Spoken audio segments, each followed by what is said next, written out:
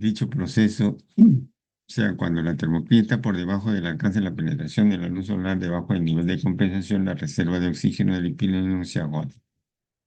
En dicho proceso se da una condición de estancamiento del verano del hipoligneum. ¿Ok? ¿Estamos claros? ¿Entendimos?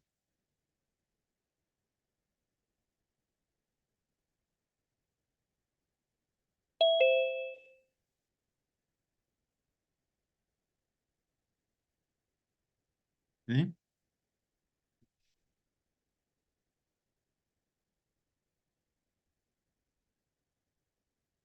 Formación de la corriente en los lagos. Vamos a entrar al movimiento, ¿no?, del agua en los lagos. Los lagos en realidad se comportan como grandes osciladores mecánicos en respuesta a la aplicación de fuerzas como el viento, la gravedad específica, debido al gradiente de inclinación, ¿no? O sea, la pendiente entre el movimiento geostrófico, o sea, rotación de la Tierra, provocando la fuerza de Coriolis. Todo cuerpo se desplaza a la derecha en el hemisferio norte y hacia la izquierda en el hemisferio sur, ¿no?, por el efecto de la fuerza de Coriolis. Este producto resultante, ¿no?, para el proceso de la formación de la corriente en los lagos, producto resultante de esta fuerza es el movimiento del agua que se da superficial e intermitentemente. En general, el movimiento del agua en los lagos es turbulento. O sea, se pueden presentar dos tipos de flujo, el flujo turbulento y el flujo laminar. Las velocidades muy bajas, a velocidades muy bajas, el flujo del agua sobre un tubo con paredes lisas de flujo que está cerca o en contacto con las paredes, interfaz se comporta de manera laminar u ordenada. Si se incrementa la velocidad del flujo a niveles interfaces, se alcanza una velocidad crítica, dando lugar, como consecuencia, a que el flujo laminar y ordenado se vuelva turbulento y desordenado. O sea, hay dos tipos entonces de flujo. Mientras el viento sea suave, ¿no?, se produce un flujo laminar, que es paralelo al movimiento del agua en forma lineal, ¿no?, con la superficie y el fondo. Pero cuando el viento comienza a soplar más fuerte, más intenso, entonces este flujo laminar y ordenado se vuelve turbulento y desordenado, es decir, se comienza a mezclar la capa inferior con la capa superior, hasta donde el impacto del viento pueda tener su fuerza, ¿no? ¿Está claro? ¿Entendimos?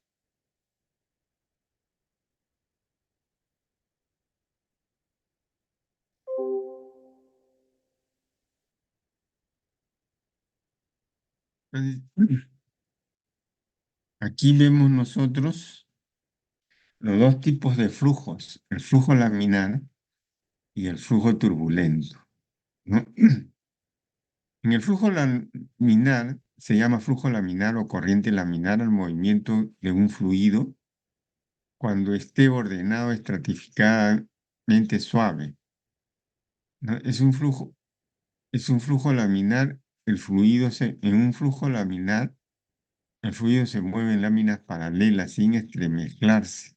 Cada partícula de fluido sigue una trayectoria suave llamada línea de corriente.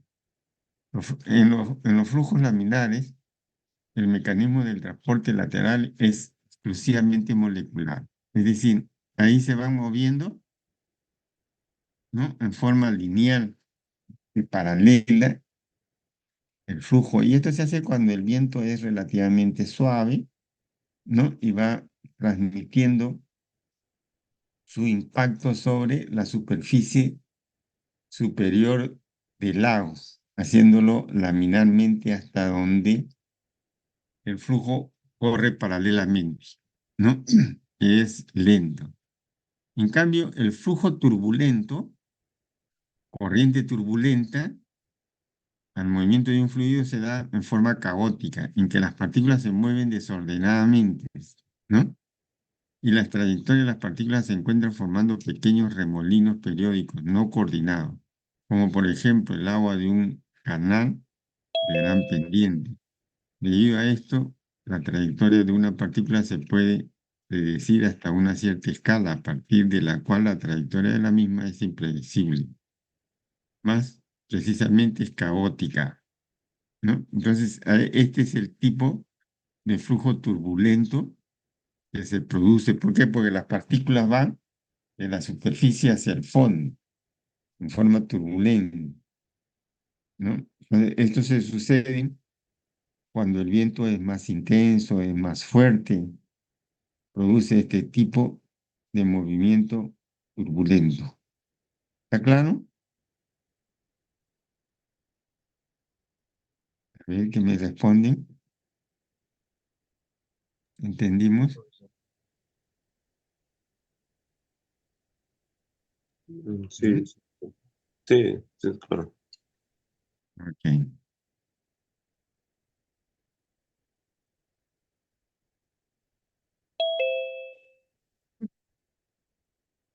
En los lagos estratificados se ha demostrado que la cantidad de velocidad requerida para originar un flujo turbulento en la yuxtaposición en contacto de las dos capas de diferentes densidades baja.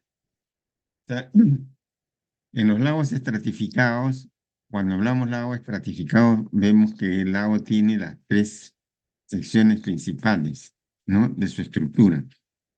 Es el epilignión, el metalignión y el hipolignión. Es decir, en el epilignión es donde se pueden producir los movimientos laminares y los movimientos turbulentos, porque es la capa de más impacto con el viento y es la capa que resecciona la radiación solar y que produce el movimiento, ¿no? De flujo, ya sea laminar o turbulento. Entonces, los lagos estratificados, ¿no? Ya hemos dicho, se ha demostrado que la gran cantidad de velocidad requerida para originar un flujo turbulento en la yuxtaposición en contacto de las dos capas de diferentes densidades bajas. Entonces, a densidad de flujo es la velocidad crítica, a viscosidad de flujo también es la velocidad crítica, en la que se desplaza, ¿no? El movimiento del agua por efecto generalmente del viento, de la presión hidrostática que genera la atmósfera sobre la superficie y, ¿no? A la densidad, ¿no? Que tiene, a la respuesta de la densidad que tiene el flujo de agua en el medio.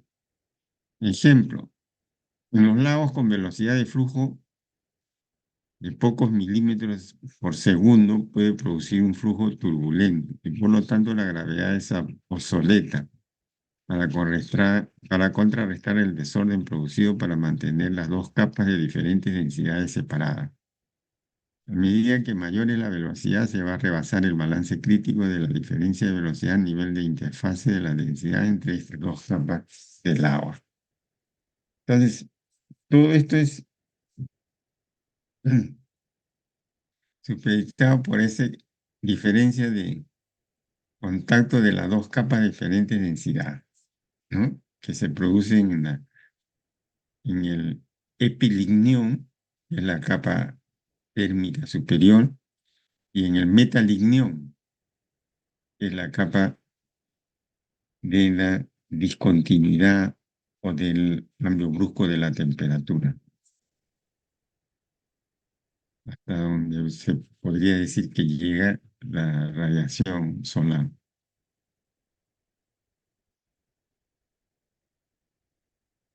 Importancia del movimiento en el agua.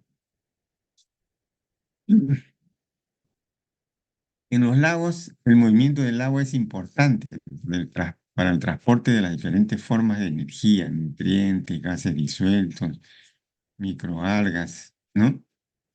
Algunos componentes como el zooplancton y material de sedimento, ¿no? Por eso los movimientos del agua es importante para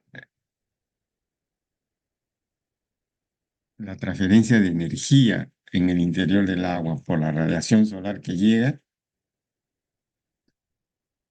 por los nutrientes, los gases disueltos, por las algas, el fitoplancton que se produce y los componentes del zooplancton, material del sedimento y material del sedimento que puede haber sido acarreado de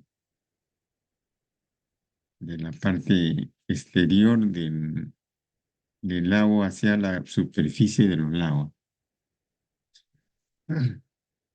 Esta distribución de energía elótica y solar produce alguna forma de estratificación termal o térmica en todos los lagos y una estratificación estable. La carencia de mezcla de agua entre el epilíneo y el hipolíneo, es decir, entre la capa superior térmica y la capa fría inferior o de fondo, es un factor determinante en los procesos de producción lacustre que se produce, o sea, la producción orgánica en el lago se produce justamente por la energía de la radiación solar que llega hacia la superficie del epilíneo, o sea, del epilíneum, y el movimiento de las partículas que se suceden, ¿no? Para la generación del material inorgánico y la producción de fotosíntesis que se hace. Por eso es importante esta estratificación que se produce en los lagos,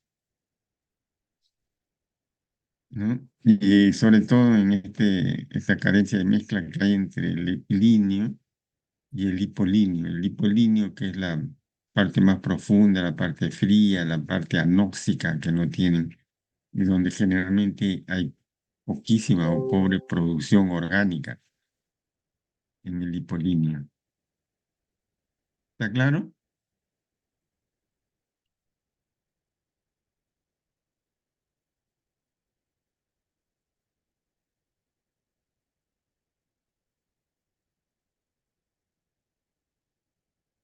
Profesor, ¿todo eso se da en la superficie o también así como, o sea, Ah, gen- como isótopos? Generalmente en los lagos, cuando el lago es grande y hay estacionalmente, hay radiación solar, sobre todo que se produce en las épocas de verano, de primavera principalmente. Es notable que se encuentre una adecuada estratificación donde se puede determinar el epilíneo, el metalíneo y el hipolíneo, es decir, la capa térmica superior, la capa intermedia, que es el metalíneo, y el hipolíneo, que es la capa profunda, fría. Entonces, la radiación solar actúa sobre la capa térmica, pero también sobre esto actúan los vientos, haciendo que se produzca la mezcla, el flujo turbulento. Esa mezcla, ¿no?, llena de aireación y, y por la radiación solar se produzca fotosíntesis. Entonces hay transferencia de energía, ¿no? Porque se produce la fotosíntesis, desarrollo de las microalgas, transferencia de los nutrientes, gases disueltos, ¿no? Y en la parte más inferior encontramos al zooplancton, ¿no? Y material de sedimento que también puede ser acarreado desde el exterior hacia la capa superior, ¿no? Y ahí es donde hay gran producción orgánica en la capa térmica, en la capa superior que se llama el epilíneo. ¿Está claro? Sí,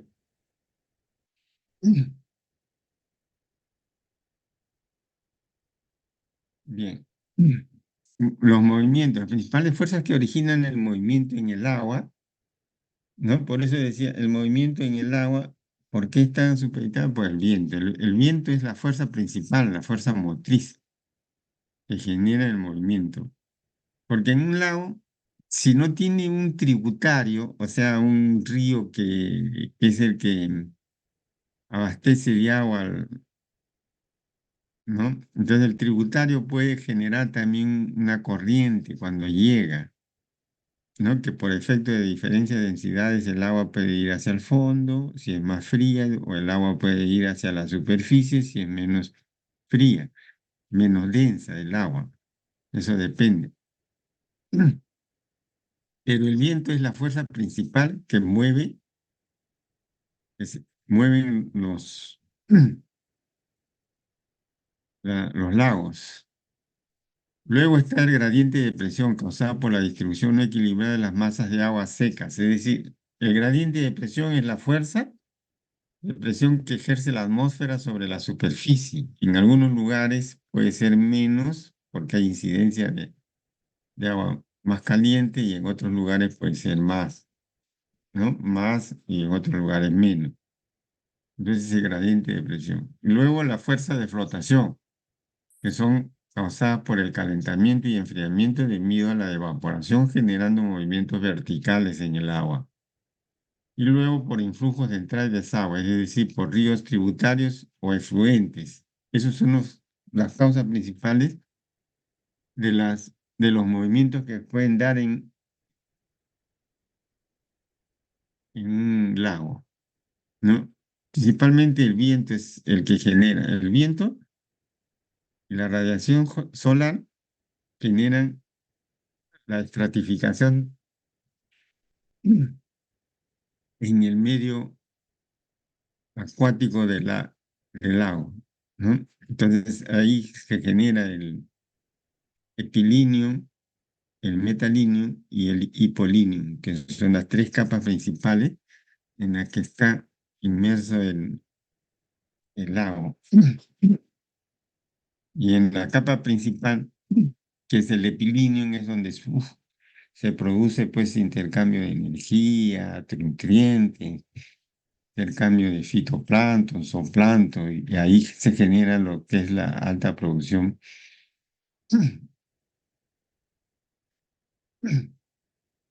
producción orgánica ahí en el lago. Ahora, todos los movimientos son modificados por el efecto de la fuerza de Coriolis, ¿no? Especialmente en grandes lagos, o bien en la fricción lateral y del fondo, en el caso de los pequeños lagos, ¿no? O sea, cuando el lago tiene muy poca profundidad, el viento puede llegar hasta el fondo y produce una fricción lateral y del fondo, en el caso de los pequeños lagos, ¿no? O sea, lagos con poca profundidad. ¿Entendimos? ¿Está claro?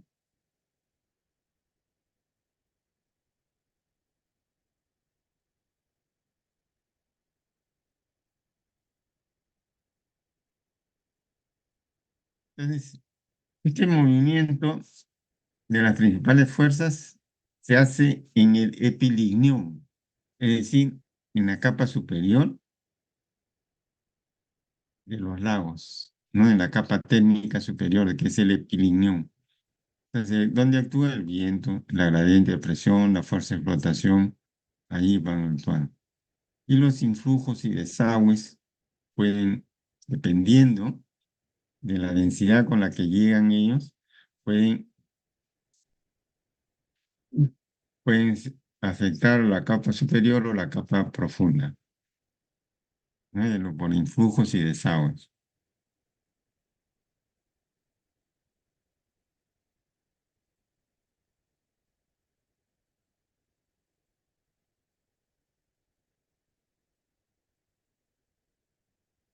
Bien, el efecto de Coriolis en los movimientos en el agua.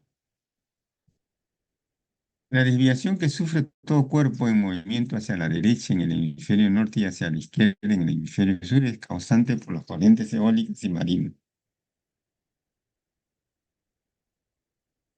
En condiciones de estado estable, la velocidad del agua superficial producida por el estrés eólico es casi el 3% de aquella del viento. Esa diferencia es atribuida a la diferencia entre la densidad del aire y la densidad del agua. En los grandes lagos, o sea, lagos extensos, ¿no? En los grandes lagos, el agua no se mueve en la misma dirección que el viento. Esto es porque se mueve en un ángulo diferente a la dirección del viento dominante debido al efecto de rotación de la Tierra, o sea, el efecto de Coriolis. Esa diferencia es atribuida a que el movimiento del agua que se genera por este proceso es conocido como el transporte Edman, ¿no? El transporte Edman es el efecto del movimiento del agua producido por el viento, ¿no? Y afectado por el efecto de la fuerza de Coriolis. ¿Entendimos? ¿Está claro?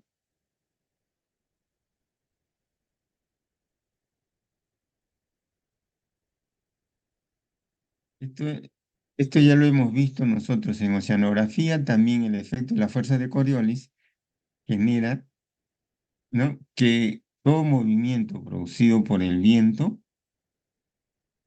genere una distorsión, ¿no? En el flujo del agua generada por el viento, ¿no? Nosotros ya hemos dicho que en la primera capa se desvía hacia la izquierda 45 grados en el hemisferio sur y hacia la derecha 45 grados en el hemisferio norte.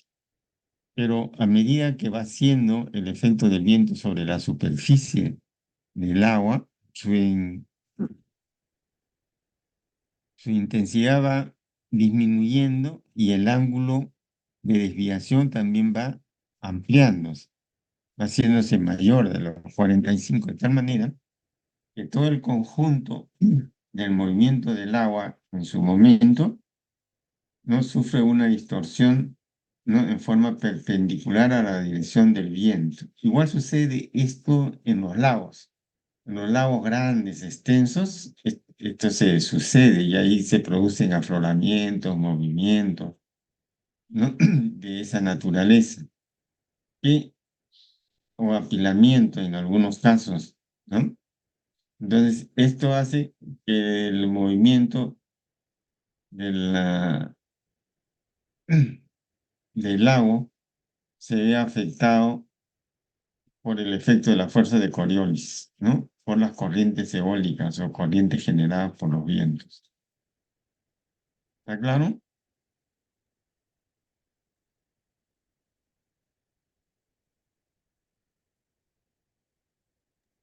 Sí, profesor.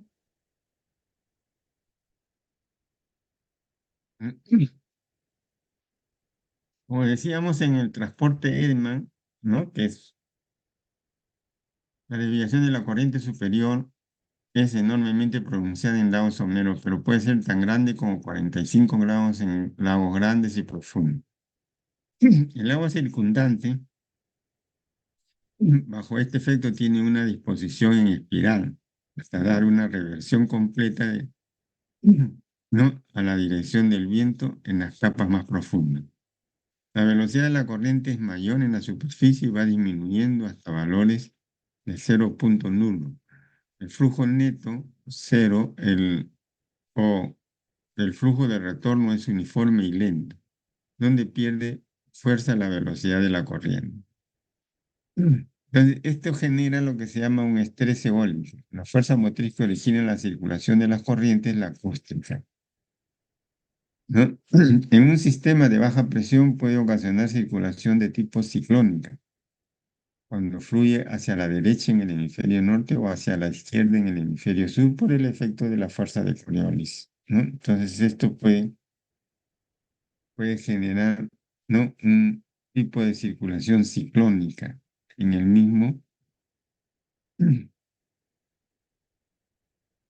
en el mismo lago. ¿Está claro?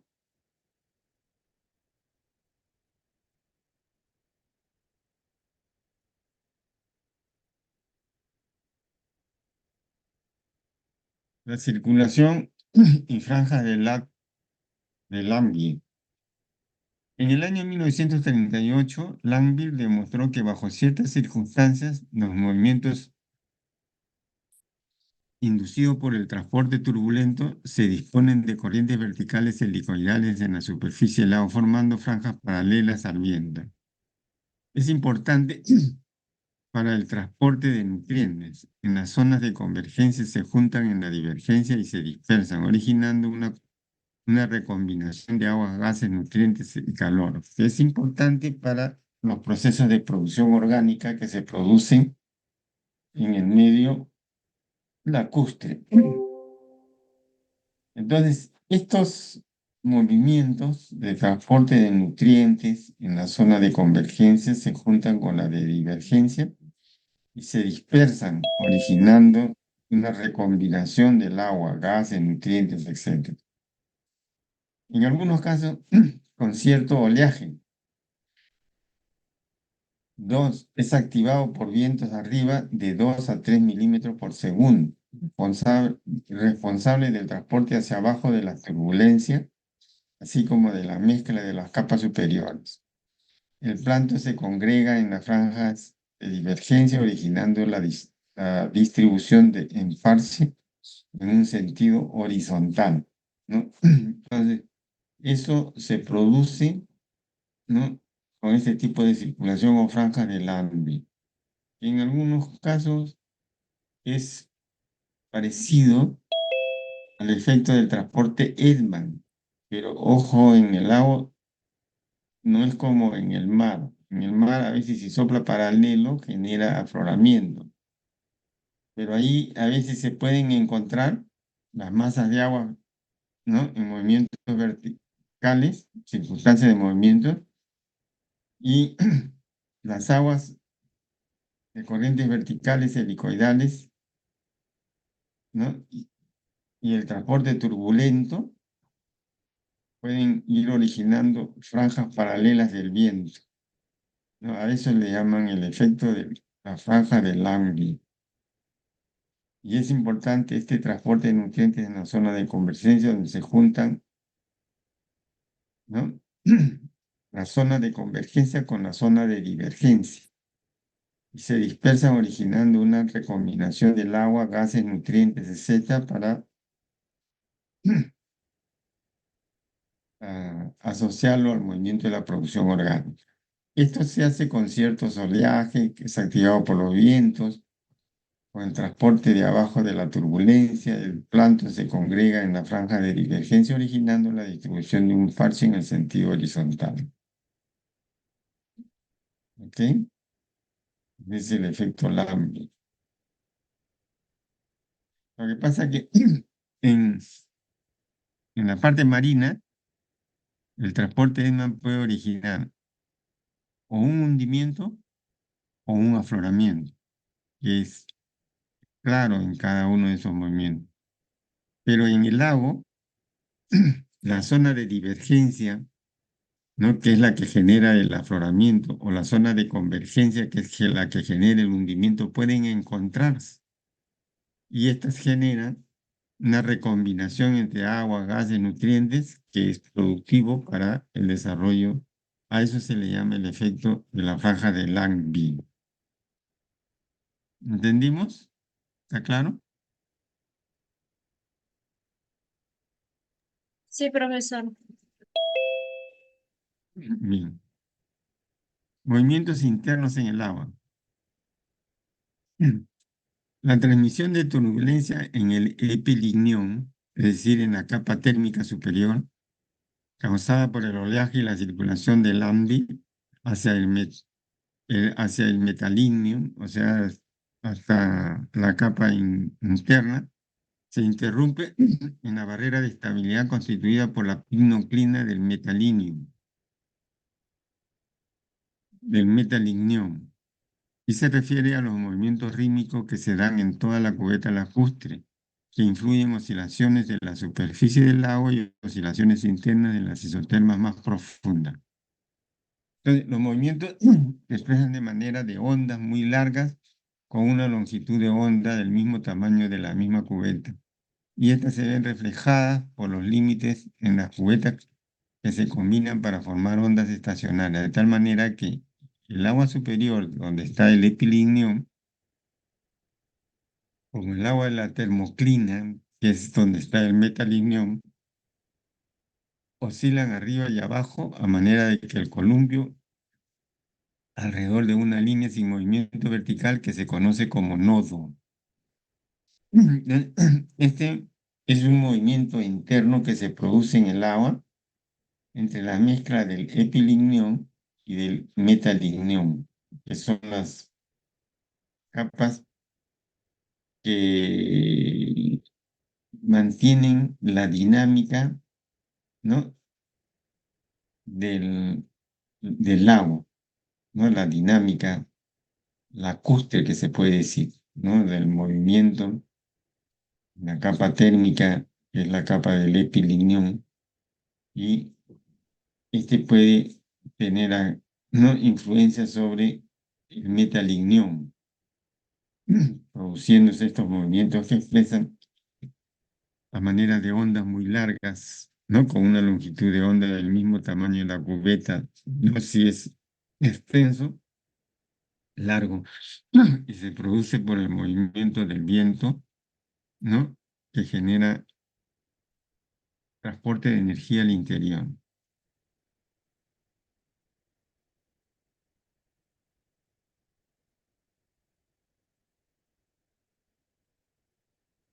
Bien. Estos movimientos internos en el agua pueden producir secas. Una parte del agua queda expuesta y otra se inunda. Y sucede con el vaivén del lago en movimientos en forma de columpio. Son oscilaciones que se dan en el hipolinión y el metalinión a través de un punto nodal. Y no existe mezcla entre el epilinión y el metalinión.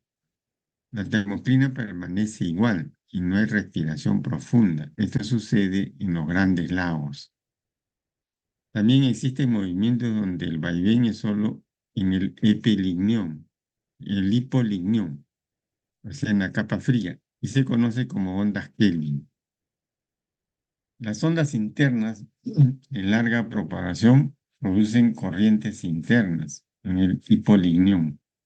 Alcanzan gran tamaño mientras las ondas Kelvin son ondas pequeñas que dependen del tamaño de la zona lacustre y del periodo en la que se realizan estas ondas. Entonces, como ven, el movimiento en los lagos es generado por una serie de factores que se producen, ¿no? entre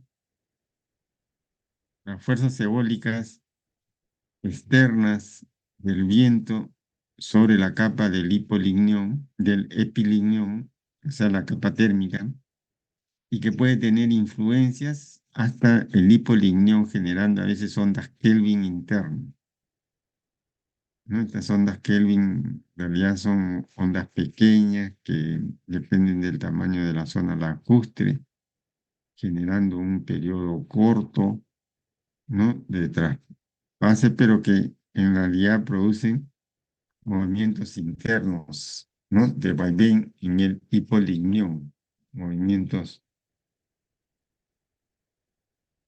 internos suaves. ¿Está claro? ¿Entendemos? Sí, todo claro, profesor.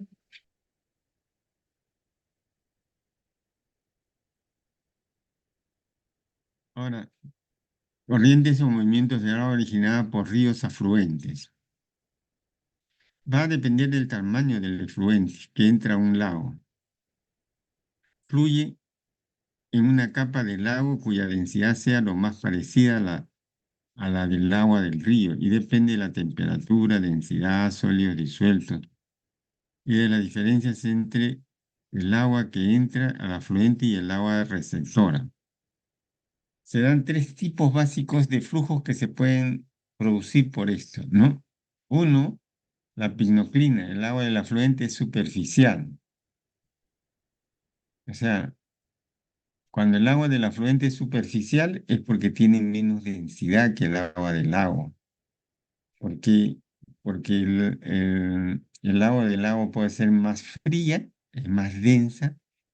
Entonces, el agua del afluente, ¿no? Se va hacia la capa superior. Cuando la densidad de la corriente del río es mayor que la del lago, tiende a una profundidad por debajo de la superficie. O sea, si el agua del río es más fría, entonces el agua tiene que irse hacia el fondo.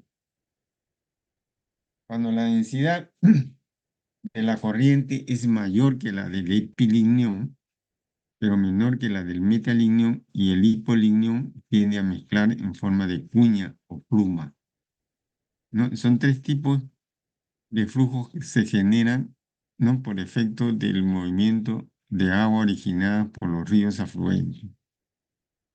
¿Mm? Entonces, si el afluente tiene menos densidad, se va hacia la superficie. Si tiene mayor densidad, se va por debajo de la superficie, ¿no? Cuando la densidad de la corriente es mayor que la del epilignón, pero menor que la del metilignión, entonces ahí tiende a formarse como una cuña intermedia.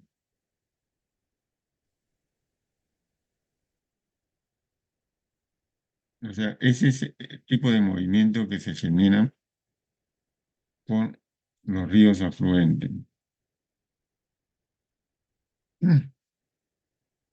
En, en la estratificación de los lagos, ¿no? Nosotros vemos con claridad uno que es el epilíneo, que es la capa térmica donde se produce toda la interfase de movimiento dinámico y el ingreso de la energía térmica de la radiación solar, donde se produce la fotosíntesis. El segundo, el metalimnión, ¿no? Que es la capa de transición donde separa, ¿no? Flujos de diferentes densidades, ¿no? Entonces aquí se produce, en esta segunda capa del metalignión, se produce la termoclina, o sea, el cambio brusco de la temperatura, ¿no? Que divide a la capa superficial, que es térmica, con la capa profunda, que es fría. Entonces, en el hipolignión, que es la capa profunda, que es el número 3, las escalas se utilizan para asociar cada sección de la estratificación a sus profundidades y temperaturas correspondientes. La flecha se usa para mostrar el movimiento del viento sobre la superficie del agua. Entonces, estas son las tres capas principales de la estratificación que se producen para los movimientos que se producen en el medio acuático lacustre. ¿Mm? Es importante. ¿Entendimos? Entonces, en el medio acuático lacustre, por ejemplo, en el epilíneo, vamos a en la capa térmica superior, ahí se producen movimientos de los vientos térmicos, ¿no? En ese sentido. En el fondo también puede haber, ¿no? Por efectos de ondas Kelvin, ¿no? Oscilaciones o movimientos que se producen, ¿no? Entonces, también puede haber eso en el equilibrio.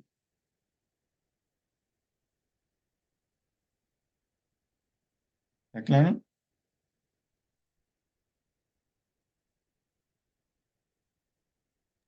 Todo claro, profesor.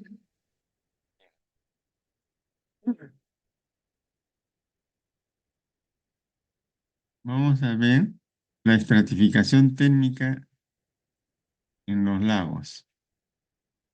Como la densidad del agua varía con la temperatura con un máximo de 4 grados centígrados, la estratificación térmica es una característica física importante en un lago que controla la flora, fauna, la sedimentación, la química y otros aspectos individuales de los lagos, ¿no? Así como el movimiento térmico también.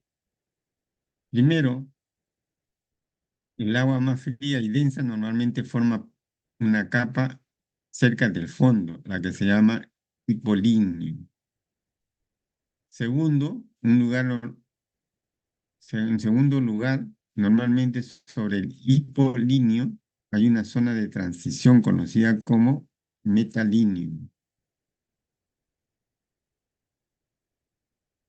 O sea, sobre la capa fría, ¿no? Que es el hipolíneo, hay una zona de transición conocida como el metalíneo, que es la capa donde está la termoclina.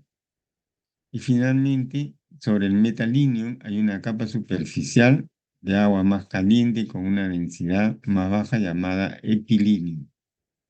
Esta secuencia típica de estratificación puede variar ampliamente según el lago específico o la época del año, a una combinación de ambos. Entonces, esto es lo que nosotros hemos visto en este gráfico, ¿no? Las tres capas estratificadas.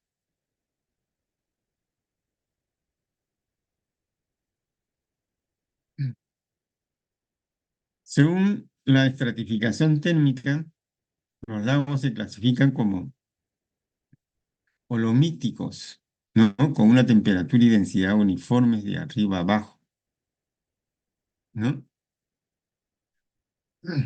De arriba a abajo en una época determinada del año. O llamados también se, se clasifican como holomíticos y o meromíticos. Los meromíticos con capas de agua de diferente temperatura y densidad que no se entremezclan.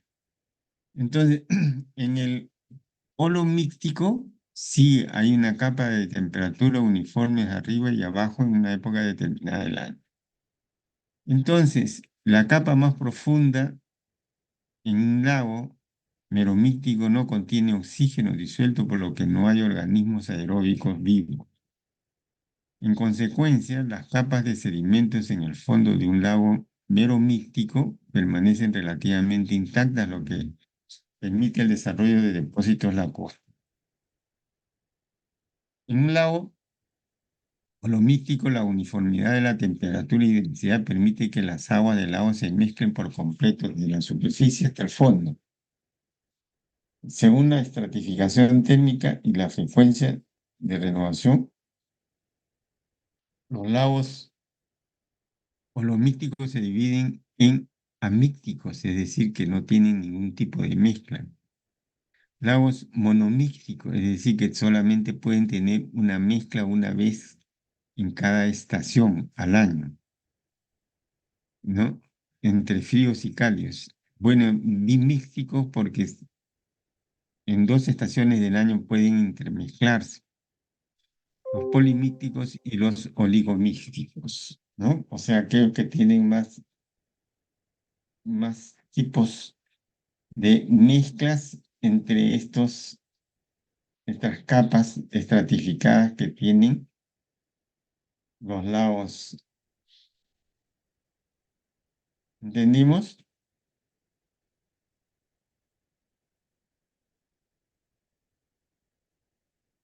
Sí, profesor. Entonces hay dos tipos de lagos de acuerdo a la estratificación, el holomístico y los meromísticos, ¿no?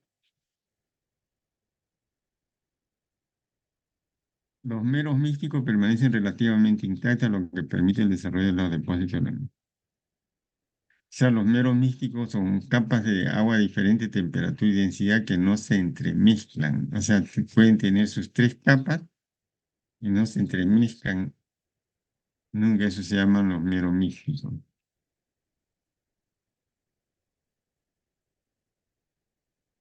Entonces,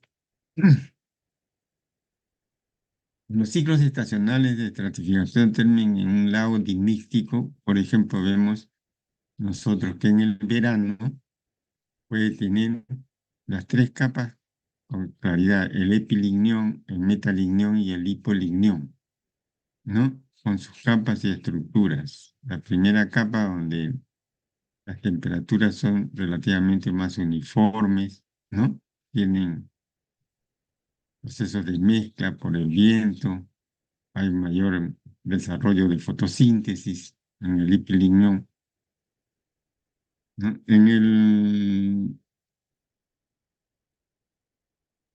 la primavera y en el invierno, no pueden sufrir ciertas variaciones, ¿no? Entonces, el metalignión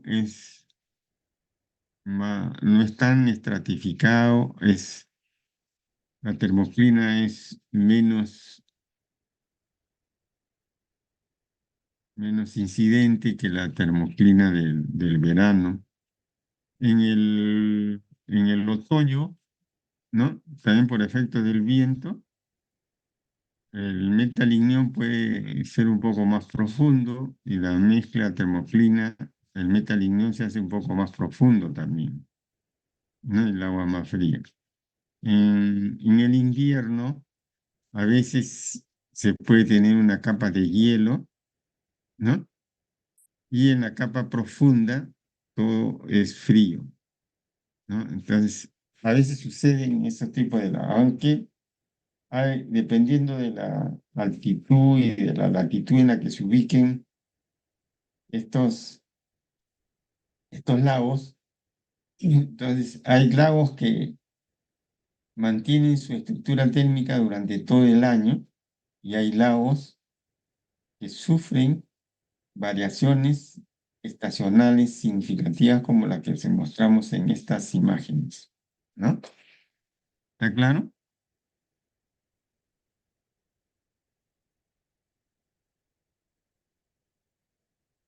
Sí, profe.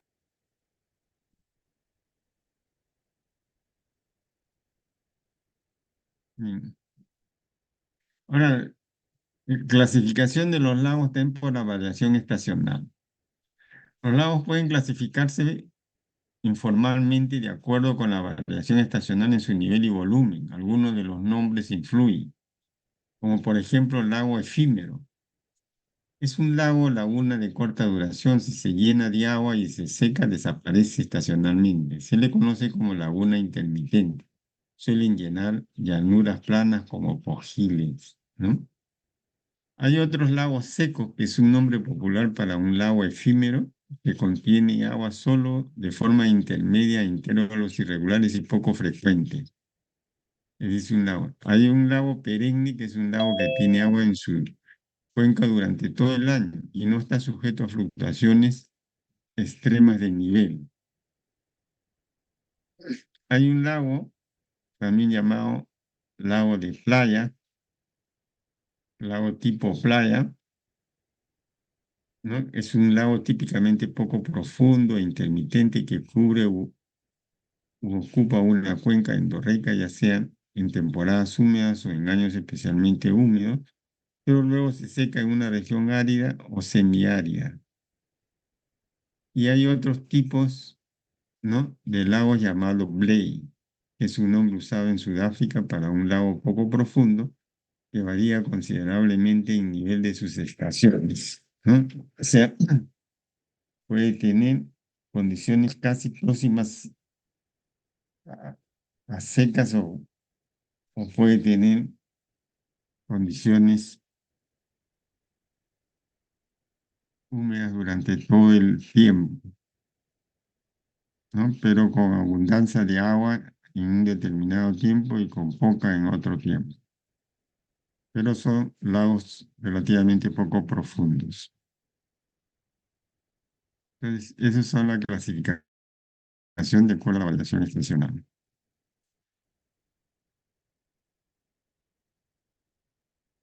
Equilibrio hídrico. Los lagos en realidad son alimentados generalmente por uno o varios ríos aguas arriba, ya sea por surgencias o por glaciares también. El agua se drena de forma natural principal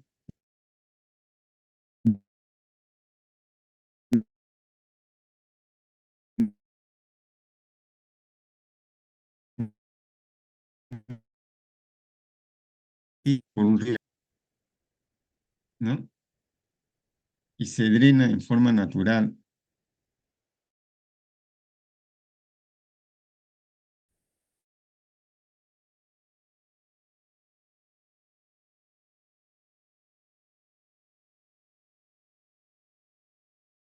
por un río, en estado de evaporación. La mayoría de lagos tienen exceso. Es decir, Cuando en un lago hay un afluente o hay lluvias y este lago excede de su volumen natural, entonces genera un río, ¿no? O un arroyo que mantiene el nivel promedio del agua al permitir el drenaje del exceso de agua que puede ir acumulando este lago. Algunos lagos no tienen un desaguadero natural y pierden agua únicamente por evaporación o filtración subterránea, o ambas, las cuales se denominan lagos endorreicos, ¿no? Este es el caso de muchos lagos que hay nosotros en nuestra sierra, en las alturas. Ahí tenemos muchos lagos, hay lagos que, por ejemplo, a través de las lluvias, ¿no? Se generan, sus, a través de las quebradas son las que van alimentando el lago, pero cuando éstas superan, ¿no? Generan un arroyo, un que es el que mantiene el lago estratificado, el lago en su nivel apropiado. ¿Está claro? Sí, profesor, todo claro. Bien. Y hay las corrientes.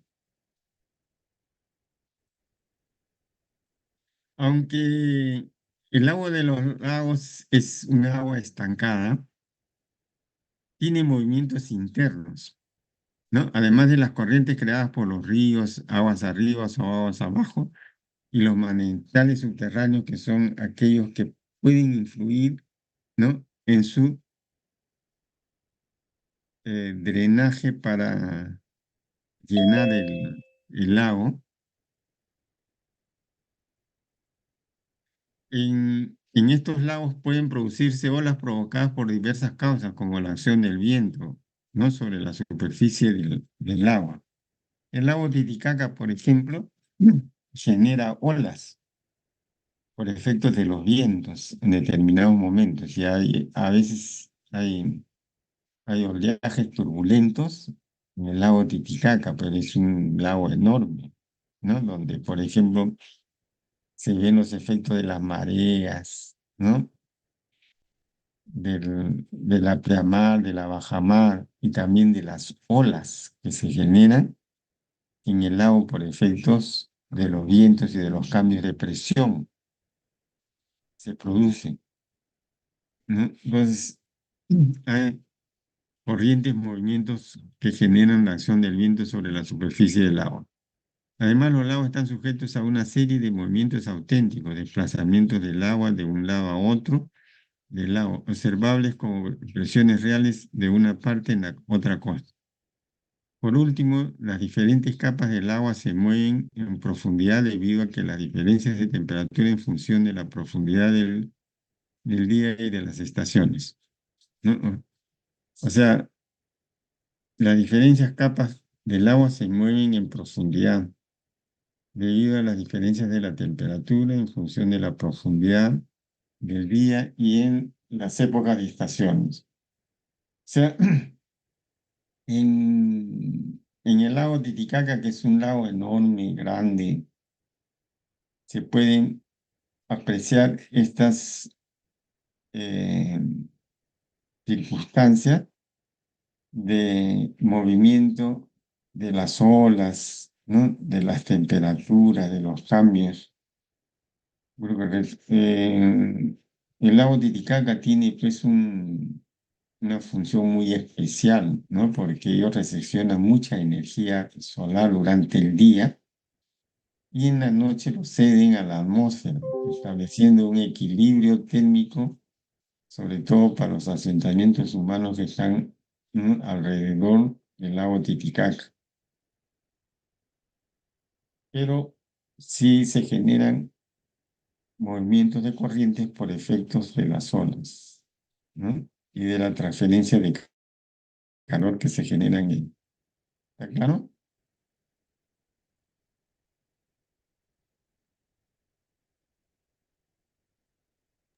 Sí. Sí, profesor.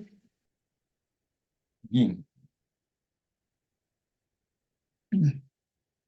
Hasta aquí es la sesión de hoy día. Vamos a tomar asistencia.